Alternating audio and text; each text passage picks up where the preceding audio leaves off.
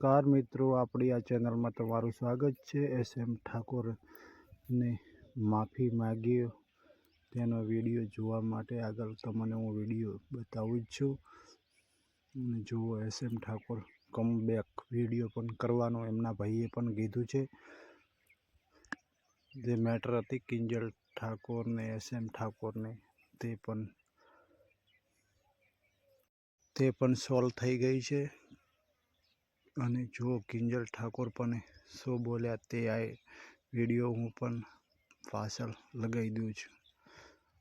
Channel પસંદ આવે તો લાઈક, સબસ્ક્રાઈબ, શેર કરવાનું ભૂલતા નહીં।